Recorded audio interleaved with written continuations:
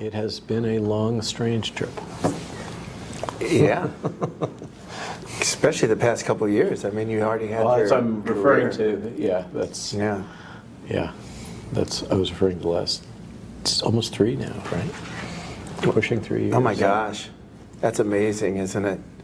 When did you first start appearing on War Room? I don't know the date. But he was the one who... No, my kind of, the second, I think probably the second podcast I ever did was with somebody that I had never even heard of before. I hardly knew what a podcast was. I was very intimidated. This intellectual academic that runs the Dark Horse podcast, Brett Weinstein. The backstory is that Steve Kirsch had been frustrated about the government's response to his work sponsoring WashU, local boys, in doing the fluvoxamine clinical trials. And Steve expected to be given a warm embrace and an attaboy from the FDA, and I think he had a short, sharp shock, and was perplexed and asked around and was told that there was this guy Malone that was a little bit of a kind of a fixer in the government, and he ought to talk to him because Malone knew all the ins and outs of BARDA and the FDA and all that kind of stuff, and the biodefense enterprise. So I ended up giving him basically some free consulting and hooking him up with some people at BARDA, and then that, which was kind of fascinating because I got to see the system that I had come to accommodate myself to, I think is the best way to put it, over many years. I got to see it through his eyes, the eyes of a Silicon Valley successful entrepreneur who expected that things would make sense. And it was just fascinating, because I kind of bring empathy as a consultant into my transactions with my clients, build that relationship. And so that's how I approach Steve. And so I was seeing through his eyes and through the government's eyes at the same time, and the cognitive dissonance was pretty powerful. And then Steve called me up and said, I think you should fly out to Portland and go on this podcast with me and Brett. And so that Dark Horse podcast, at the time, we finished the podcast, and the comments just started going click, click, click, click, click, click, click, click, click. And so did my Twitter subscribers. And when was that? What month was that? It was 2 falls ago. Oh, okay. Yeah, and then and then then the pushback from the corporate media, which took me aback, and also all of the kind of being written out of history. Yeah. Over my contributions as part of this big push to promote Kariko and Weissman to get the Nobel. And actually our Substack from yesterday is kind of chapter 2, and in my understanding more about that, this has to do with the Moderna lawsuit that just dropped yesterday. Right. So I did a deep dive into that. The corporate media just totally whiffed on that story. They just really? Didn't. They can't read patents. They don't understand the. I would love to hear your analysis of that. When yeah, sure. You have Moderna I just printed it, and you can. You're welcome to. Yeah, if you want to go there, we can go there. And then what So I've had like 4 or 5 interviews now on that topic just yesterday. Including Joe Pags, his will drop on Monday. The first half dropped yesterday, and a guy in Switzerland. But the Substack could be linked, or you could use it. Oh, great. Jeffrey Tucker, in his Brownstone piece for today, also referenced my Substack on that topic. Terrific. Yeah, so we'll have to check it out. So just this, dealing with that. I'd always prided myself on working well with the press, and I had many contacts in the press, and I usually am on background intentionally. Some very high-profile people at Washington Post and New York Times and Vanity Fair, none of who would speak to me anymore. And that was for years you were working with them. So one of the things that people don't recognize often, they say, well, Malone, why did you speak out? What caused you to do this? And they don't know that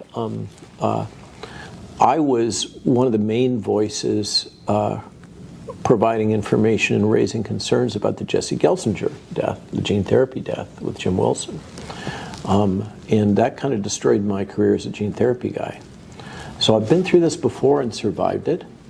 And so for me, the barrier here was lower, because I knew, as opposed to many of my peers that think the world is going to stop if they, stick their neck out. I knew that I could do that and survive it if I acted with integrity and kind of kept balance. That's something that's shocking to, I think, the normal American, is to think that the medical community was so politicized. I don't think we understood that there was doctors would be afraid to speak out. I've never heard of that before. So this is another thing about me that people, unless we do the long format interview, people don't get, but I'll try to be brief. I cut my teeth as a young scientist at the laboratory at UC Davis, affiliated with the Primate Research Center under a guy named Murray Gardner. So I had 2 main mentors at UC Davis in the Department of Pathology in the medical school, and this is as an undergraduate. I was a total lab rat. It's where I learned how to do science. And Murray had been the director of the cancer center. He actually created the cancer center at USC, and he'd been recruited up to Davis. And so he was a hardcore retrovirologist. And together with a guy named Preston Marks, who's now at Tulane, I think, they had the observation in 1983 that there was a immunodeficiency or wasting syndrome happening in the non-human primates at the Primate Center. And I was at the laboratory where Bob Munn, the electron microscopist, and Murray and Preston Marks first showed the electron micrographs of a retrovirus that was in these non-human primates. That was published in Lancet, and that was really the first indication of a retroviral basis. At the time, the working theory was that these, because remember this is Davis right outside of San Francisco, that these men who have sex with men, we would call them now, that's approved, were abusing amyl nitrate and other things, and that's kind of come back around as contributing, and human herpes virus, etc. But it was a panic of trying to find what was causing this syndrome in these men, and so I got to see that from its very inception, and all of the politics around it. And Bob Gallo, I know well. I knew Luc Montagnier. I met him back when I was undergraduate. Wow. I was actively talking about things with him up until the time he died recently. And that was before they even had the name AIDS? Yeah. And you were also at ground zero for AIDS in San Francisco area? Yeah, just so. Murray used to go and he would consult with the whorehouses in Tahoe about AIDS containment. I mean, it was an amazing period of time, but the politics were ugly. Murray, if you've ever seen the film, few have now, unless those of us that are gray hairs, the band played on. Murray was with Bob in the trip where they went to the pastor and visited with Luc Montagnier and Francois.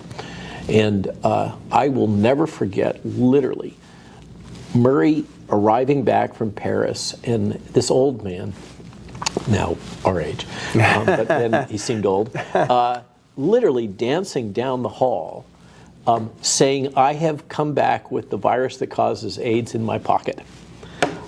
And so he had the French virus. This is the one that eventually, when the story came out, Bob Gallo had kind of stolen. But our laboratory was the one that did the first analyses comparing the HTLV3, that was Bob Gallo's term, and lymphadenopathy-associated virus, LAV, that was the Pasteur term, and SF2, which was the first AIDS virus isolate from San Francisco area. And one of the fellows in the lab run the Southern blots comparing these. So this is looking at DNA digestion, comparing fragment sizes. And it was clear as a bell that the Gallo virus and the Pasteur virus were identical, and SF2 was different. And that could not be published. Because why? Of the politics. Because Gallo was so powerful. Bob called up, I remember this in the first person. I remember when it happened. Bob Gallo called up Murray and chewed him out, told him he was being un-American, and that he would never get another grant from the NIH if he kept working with the French virus. Okay, so this is my formative experience amazing. as a undergraduate in modern biology. So I kind of, and then I had all the stuff that happened at the Salk. I ended up with a nervous breakdown. The foundation discoveries that led to the patents, 9 issued patents of that are the initial patents for RNA vaccines, includes not pseudouridine, but almost all the rest of the technology, including the very first reduction to practice in mice of expression of AIDS proteins and generation of immune response. That's always overlooked by the press and my various detractors, including Paul Offit. Some very ugly things he said, but that's the nature. I've known that this is a hardball environment, this is part of why I've always been behind the scenes and kind of undercover. Yeah. When I left the Salk, my mentor told me that if I left his laboratory at that point in time, this is Ender Verma, who was subsequently kicked out because of decades-long history of sexual misbehaviors that were hidden by the Salk. No one can find him now. It's like you can't get an interview with the guy. But he used to be the head of the National Academy of Science and the main editor of the main oncology journal and the editor-in-chief of the Proceedings of the National Academy of Science. But Ender told me when I left the lab, I would never get an NIH grant if I left the lab. And I never did. Oh my gosh. So this is why I've worked kind of undercover, below the radar with DOD all this time, is it was really not an option for me. It was what I had to do. Yeah. I was going to say that you must have ran into Fauci then way back when. Oh yeah, I've met Fauci. I've been in his office, and I've had him hanging over everything I've done my entire career, 40 years. I mean, my time as a scientist has always been underneath the world that Fauci created and the ethics and politics. And this is actually jumping ahead a little bit, but it's a perfect jumping off point for this question. Now, whether it's the Paul Offits or Bob Gallos of the world, or the Anthony Faucis of the world, Deborah Birx, who are the Deborah Birx. These people who wield so much power that they can shut down entire. Jim Wilson's another example. The Stat News article on Jim Wilson at UPenn, the guy that killed Jesse Gelsinger. He's a rich man, multiple companies, and very high status at UPenn. But Well, read the Stat News article. These guys, they play hardball. Well, it seems to me, that with the crisis, that medicine is in crisis right now, and I think that the COVID crisis really revealed the dry rot, and having it structured the way it is now, where you do have the kingmaker Anthony Fauci's of the world who wield so much power that so much power that it actually endangers people's lives on a massive scale. How do we reform that? Okay, so I've written 2 Substacks on this. What do you do with a problem like HHS, in which I go in detail into the nature of the administrative state, the legal underpinnings that enable it, the multiple, and it just barely scratches the surface, multiple pages of all of the sources of the corruption, and it's multifaceted. As part of this, not to push my book, but which I should be editing now because it's supposed to be out in the end of September. This is with Skyhorse Publishing, Bobby Kennedy's publisher, which is The Lies My Government Told Me and the Better Times Ahead. The challenge has been figuring out the Better Times Ahead part of the book. The lies that the government told me was easy, dead easy. What do we do about HHS? And it's really not just HHS. It is the administrative state. It's the senior executive service that runs the government. I argue that Biden doesn't run the SES runs Biden. The administrative state runs the executive branch, not the other way around. Trump ran into this, and I think he got totally bushwhacked. I don't think he had any clue what he was walking into. Right. And he just, and he was never able to catch up. And I think he made a good faith effort to do so with Schedule F and other things. So what is it going to take? First off, you have to appreciate that this entrenched bureaucracy that we call the administrative state, some people use the term deep state, which sounds more conspiratorial, so I like to avoid that. Sure. But administrative state run by the senior executive service, which is a couple thousand people. They have their own flag. They have their own pay scale. It's separate from the standard government service pay scale. And they truly run the government. And I think the evidence is suggesting that functionally the FBI and the intelligence community act almost as an operational arm of the SES. They're really, and they are integrated now increasingly. We have these very pretty terms that we use, public-private partnership as an example. And I like to make the point that public-private partnership is a very pretty euphemism for the fusion of the interests of large corporations and the nation state. Otherwise known as fascism. Otherwise known as fascism, if you believe that that is a Mussolini quote, which is in dispute. And so that structure within the United States is absolutely integrated, and particularly it's clear as a bell in the case of HHS.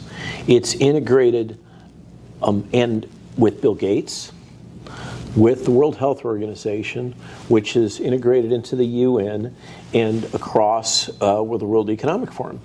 And these are people that believe in the logic of utilitarianism, centralized control. I mean, if you think about it, if you're a top-level bureaucrat in the administrative state, you believe in centralization, right? It's like what you do for a living, sure. Right? You are a centralizer.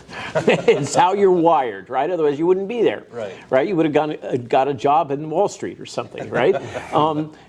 So they're very aligned with the way that business is done in the European Union and the logic of the World Economic Forum. And Bill Gates is absolutely a channel for all of that. One of the things I found fascinating in writing the book, I've been torn by this question posed by Brett Weinstein in that podcast so long ago, in which he said, Robert, what is driving this and why?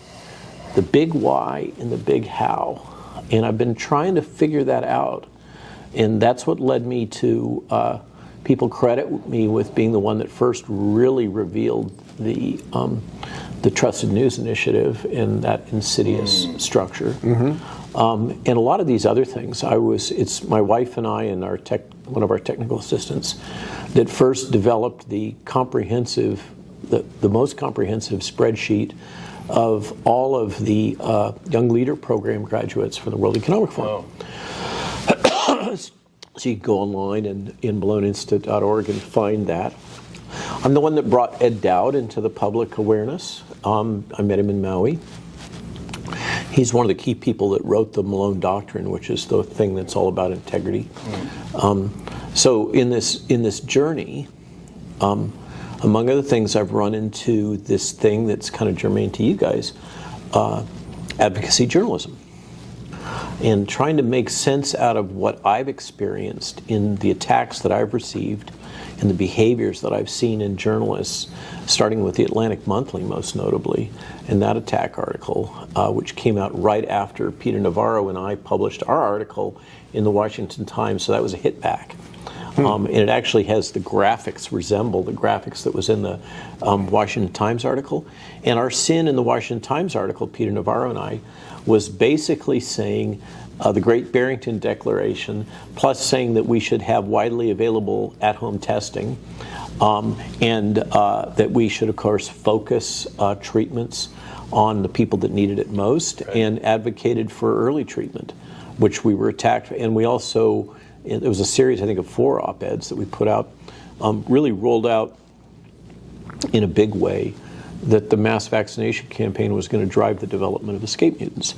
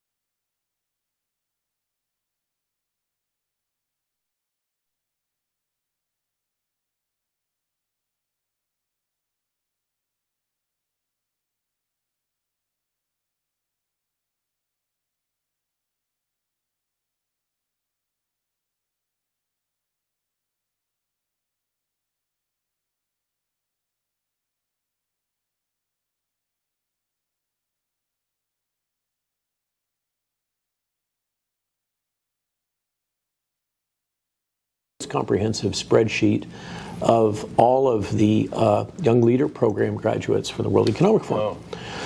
Wow. So you can go online and in maloneinstitute.org and find that. I'm the one that brought Ed Dowd into the public awareness. I met him in Maui. He's one of the key people that wrote the Malone Doctrine, which is the thing that's all about integrity. So in this journey, among other things, I've run into this thing that's kind of germane to you guys, advocacy journalism. And trying to make sense out of what I've experienced in the attacks that I've received and the behaviors that I've seen in journalists, starting with the Atlantic Monthly most notably, and that attack article, which came out right after Peter Navarro and I published our article in the Washington Times, so that was a hit back. And it actually has the graphics resemble the graphics that was in the Washington Times article. And our sin in the Washington Times article, Peter Navarro and I, was basically saying the Great Barrington Declaration, plus saying that we should have widely available at-home testing, and that we should, of course, focus treatments on the people that needed it most, and advocated for early treatment, which we were attacked. And we also, it was a series, I think, of 4 op-eds that we put out, really rolled out in a big way that the mass vaccination campaign was going to drive the development of escape mutants.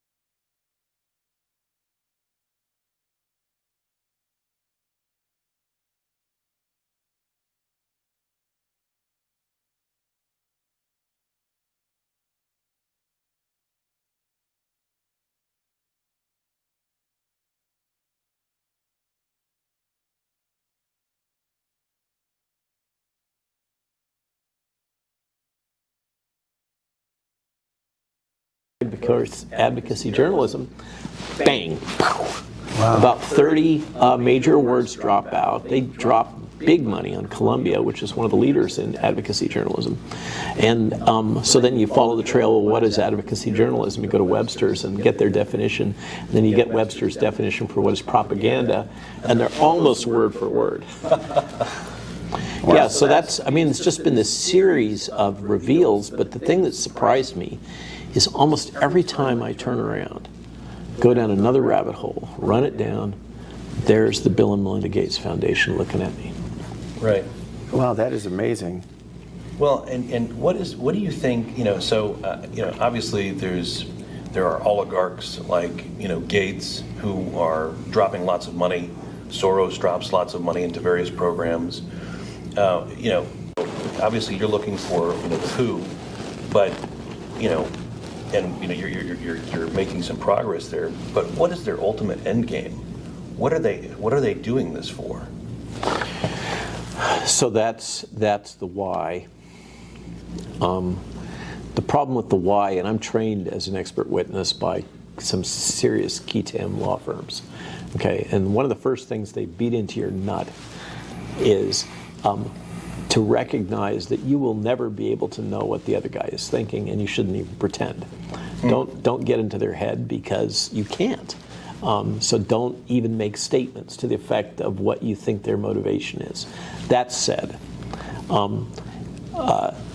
there's a spectrum of things that you can hypothesize might be the drivers.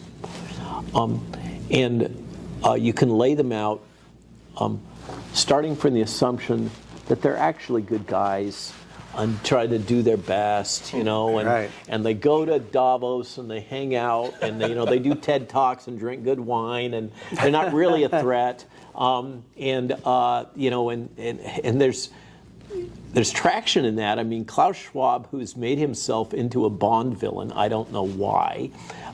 Particularly with his outfits. It's just Right. like he personifies it. And then this character that's his chief science officer, he says stuff you couldn't script that. Right. No one would believe it, right? It'd have to be a Marvel flick or something, right? Right. A graphic novel. Right. This can't be a real person saying this about depopulation and the next industrial revolution. You'll be broke, but you'll be, and won't own anything, but you'll be happy. Right, which is Marxism, just so we're all clear. That's Truly. That's a succinct statement of Marxist philosophy. And a lot of them are Marxists. They're basically Marxist utilitarians. So there's they just want to do good, and they think that it's kind of a social Darwinism argument. We are the wealthiest of the wealthy, right? The WEF is basically a trade organization of the 1,000 largest companies in the world. They're not a labor trade organization. They're a trade organization of the richest of the rich. Right. And they have trained all these acolytes, that's the Young Leaders Program and the Young Scientists Program, et cetera, spread them all over the world, by their own voice have injected them into most of the cabinet positions in Canada, for example, including the Prime Minister, et cetera, right?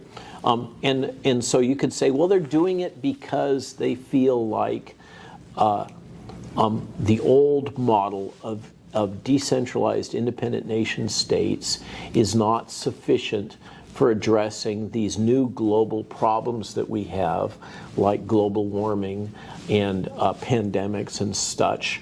And clearly, the old logic of democracy, or I would say republics, under independent constitutions is not working in their mind. And somebody's got to step in and run the world, and by God, they're the ones to do it because they are the richest of the rich, and clearly they're superior in some way, otherwise they wouldn't be rich. So I think that's, and then you overlay things like political ponerology, that book, the logic that in fact there are people who are psychopaths, and they tend to rise in political organizations into positions of leadership. And a case can be made that the way we run corporations in the United States and by extension the world, we select for those people with those character traits, and so no surprise that they behave like sociopaths and psychopaths behave, and narcissists, right? There's that spectrum that we seem to select in our leadership, and so we end up with characters like Larry Fink and BlackRock, and this whole, one of the things that kind of makes sense out of it, I think, is when you encounter the harmonized behaviors across multiple industries globally in the West, and since I've been traveling a lot, I'm kind of really sensitized to that because I hear the stories from Italy and Denmark and blah, blah, blah. Sure. So the world now is really controlled, truly, by 3 large funds that all own each other.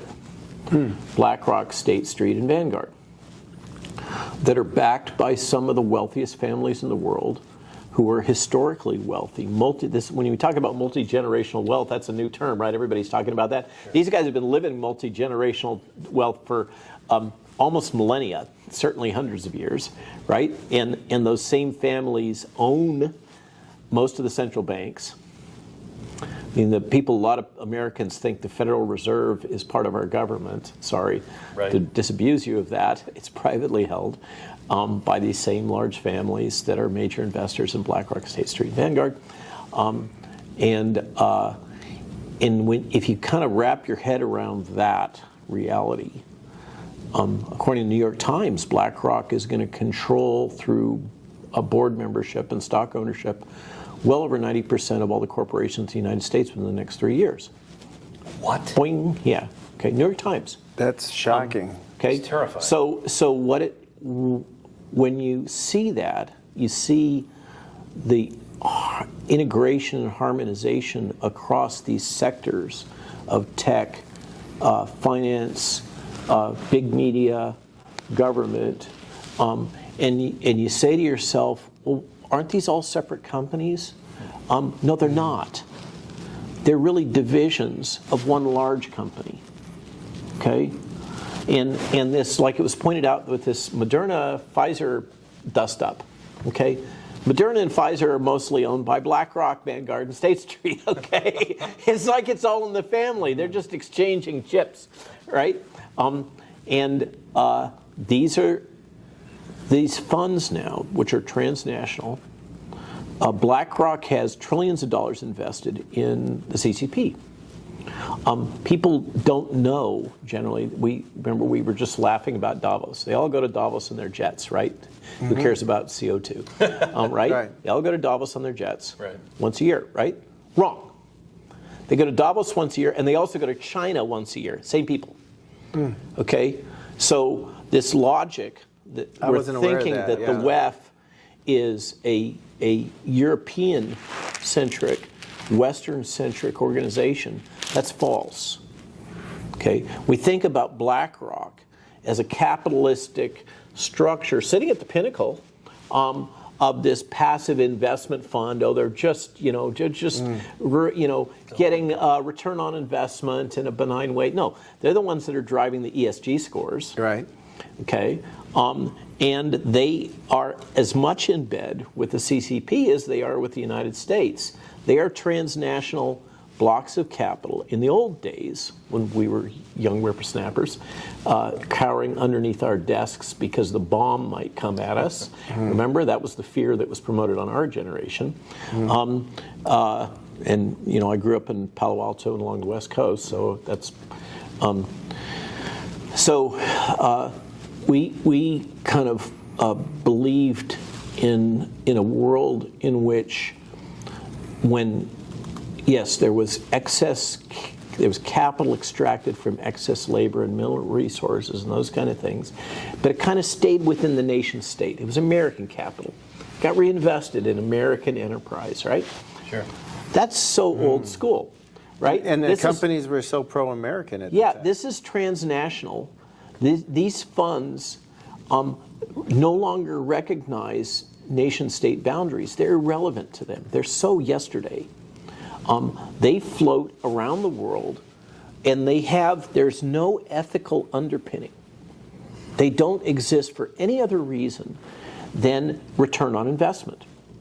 And they will go anywhere to get a better return on investment, a better ROI. It doesn't matter.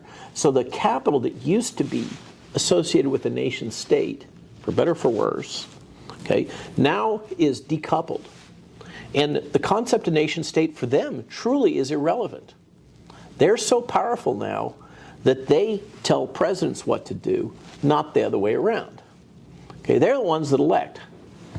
They're the ones that can control, they can crash our economy like that.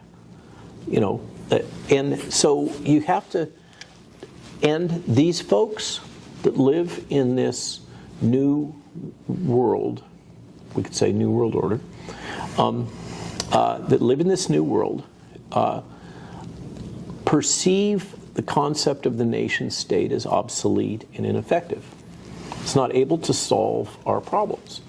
And it needs to be jettisoned. And the question is only, how do we manage things from here to there, right? And it's, when you get into this, and I spent a lot of time with economists, and part of what we do with this global COVID summit group, we have a strong socket with the Bitcoin community that we don't talk about very much, but we do. And the Bitcoin community is facing a lot of the same problems of censorship, information control, the problems of corporate-controlled web that we face. And so we have common cause and have really from the outset, they played a key role in enabling us down in Puerto Rico. So we have that kind of shared understanding about the nature of the world and fiat currency and decentralized versus centralized digital currency, et cetera. We're now in an environment in which the people that are controlling all this capital, they have such massive control and reach, and this gets to what is it they want. For them, money is kind of irrelevant. They control the central banks. They own the central banks. For them, printing more fiat currency or printing less fiat currency and, reducing inflation or fueling inflation, that's kind of just the daily stuff. It doesn't really impact their wealth because their wealth is grounded in this global control. And in their world of competition, they can lose so long as they lose less than their competitors. And they live in a world that's completely different from those of us that have to pay our mortgage and balance our checkbook and send our kids to school, right? Totally different. They're competing over global power. And when you ask what's driving all this, it is this how to, in particular, in Ed Dowd, and there's some European economists that think about this and think about, Klaus Schwab's The Great Reset. It's actually a book. It's not a conspiracy. A case can be made that in 2019 there were very similar but even worse economic underpinning conditions as existed in 2007. And there was a very real scenario of having a major financial crash and financial disruption, and a need to have some sort of a justification to inject massive amounts of fiat currency to keep things afloat. Oh my gosh. And that this was a convenient pathway. Whether they, this gets into this whole, was this intentionally released or blah, blah, blah, blah, right? And that's a whole nother discussion that I could go down for another hour. But a strong case is made by the economists that follow these things that we were on the threshold of a major financial boundary event, and this has allowed it to be postponed and kind of drug out a little bit. And a lot of what we're experiencing with the lockdowns and other things there were ulterior motives. Now, I'm a little uncomfortable with this, and this is one of the things I wrestle with all the time. Sure. Is, how much is this puppet masters, and how much of it is emergent phenomena from the interplay of all these things and all of these agents and their own incompetence. I think there's a strong incompetence component to this, but there is undeniably exploitation and manipulation from above. And the thing that many people, including David Martin, who I had dinner with a little while ago, make the point on is that there are major financial boundary events like the insolvency of the Social Security Fund that are coming up in the very near term that will be quite disruptive. 2 days ago, I was with Sean Stone, Oliver Stone's son. He goes even further down these rabbit holes. There are dark things in the world. There is evil, and that's why I mentioned Political Ponerology, the book, which is about totalitarianism and also the role of psychopaths. Major work, really kind of another belongs along. I think the three key texts right now to understand the underlying psychology of what we've experienced is, of course, my friend Matthias Desmet's book, The Psychological Basis of Totalitarianism. Political Ponerology, which is an older book, it's been recently updated, written by a guy that was under the Iron Curtain. Then Victims of Groupthink by Irving Janis, I think, explains a lot of the dynamics that went on in the federal government within this small insular group of Birx, Fauci, Redfield et al., ostensibly underneath Mike Pence, but really he was kind of a figurehead. He wasn't running it. No. Yeah. So I think that you ask me what are they in this for? I really do think this is a group of people that operate way above our pay grade and are competing with each other for control of resources, the future, and they seem to be heavily invested. And to bring it back to your comment, you will own nothing and be happy. If you unpack that, they seem to be very invested in utilitarianism, which is really an outdated philosophical thread. I mean, remember, Gates's dad was a full-on, no-holds-barred eugenicist. Right. So it seems that there is a core philosophy of utilitarianism with Marxism, together with this logic that there's only finite resources, and we have to be constrained by those. We can't innovate outside of those. This is the global warming and that kind of stuff. That's Malthusianism, yeah. Precisely, which is also outdated philosophy, and the logic seems to be that if we only had enough data down to the level of every single individual, then we could put it into our deep learning, machine learning, artificial intelligence, in that spectrum, algorithm tools, and analyze it. And we could optimize for the greatest good for the greatest number. Of course, for those of us on our cast, not for those of us that are sitting above this, managing everything, right? This is straight out of Asimov, like the Foundation series. This is crazy. It is. For those of us who are students of science fiction and have read Brave New World and 1984, etc., it's all so familiar. Old hat. Dysfunctional near term dystopian science fiction. I personally veer towards cyberpunk as the more predictive, but William Gibson and Bruce Sterling. But also Orwell, and in the case of the mass formation process, which surprisingly the journalists from like The Guardian that attacked me when I said that on Rogan interviewed people who were key academic leaders in the nudge field. You're familiar with nudge? Yeah. Okay, he's not. This is fascinating. Okay, yeah, you got to read the book about nudge. Yeah.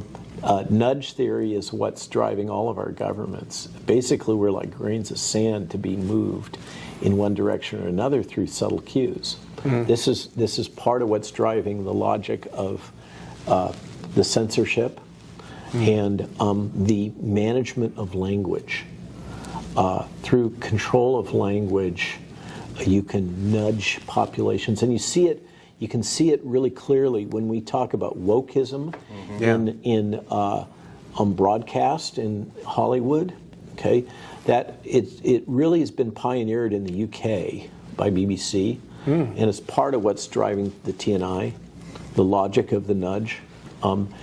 And it was originally deployed for like smoking and things like that, modifying people's behavior, which seems like a good thing. What's wrong with that? Sure. We don't want people Now to they not use it smoke, on right? everything. Right. But yeah, it's Right. it's deployed for public everything. relations. So when Yeah. you see all these BBC broadcasts that are always interracial, Sure. okay, that's trying to teach the British population that that's okay. Not that it's not okay. It's constant. Okay, but that kind of constantly pushing it in the media, that's all nudge. Yeah.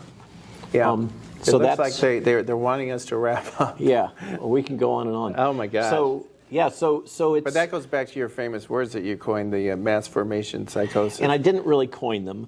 There's these two phrases, and this goes back to Hannah Arendt, great philosopher of the 20th century,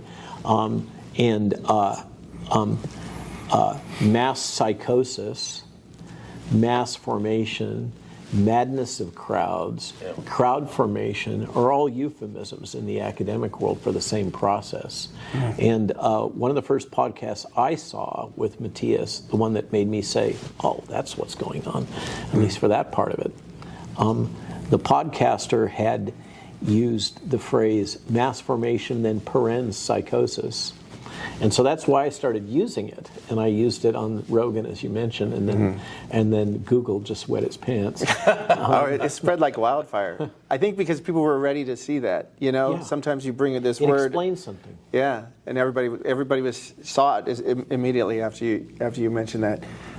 They're wanting us to cut off. I guess everybody Well, I wants a thank piece you of Dr. Malone. for your leadership and Oh, your thank you commitment so to old much. school journalism. I appreciate that. And I look forward to reading your many future articles. Oh, well, thank you so much. Thanks for all the work you do. We're big fans, of course. Cool. Thank you. All right. Link to neurodegenerative disease, myocarditis, Bell's palsy, liver disease, impaired adaptive immunity, impaired DNA damage response, etc. So it's possible, in fact, it's looking likely, that the vaccine might suppress the immune system. This fact, the authors concluded, will, quote, have a wide range of consequences, not the least of which include the reactivation of latent viral infections and the reduced ability to effectively combat future infections, end quote. Now, again, we sincerely hope that's not true. But it's not just the conclusion of one scientific journal. The Lancet, maybe the most famous scientific journal in the world, released similar findings in February. The Lancet's piece was entitled, quote, Risk of Infection, Hospitalization, and Death up to 9 months after a second dose of COVID-19 vaccine. A physician called Kenji Yamamoto made this observation about the data from The Lancet. He wrote this in a letter to the Journal of Virology, and we're quoting, the study showed that immune function among vaccinated individuals 8 months after the administration of 2 doses of COVID-19 vaccine was lower than that among the unvaccinated individuals. Now your first response, if you're a humane person, to a line like that has got to be deep sympathy. Because people were misled, they were forced. Medical ethics thrown out the window. People were forced to take medicine they didn't want, and some of them may have been hurt by it. And you don't have to take this man's word for it. Pull up the Lancet study yourself. You won't find anything of the text of the article saying what Kenji Yamamoto said, which is weird. Why would the Lancet want to hide a major finding like that? We can't say. But if you look at table 3 in the piece, here's what you'll find buried in the data. Among people around the age of 80 who have been double vaccinated, that would include people like Joe Biden, the per capita rate of medical incidences, including hospitalizations or death, is nearly twice as high as the rate of serious incidents for the unvaccinated. This is 180 days after vaccination. What is that? And why is no one interested?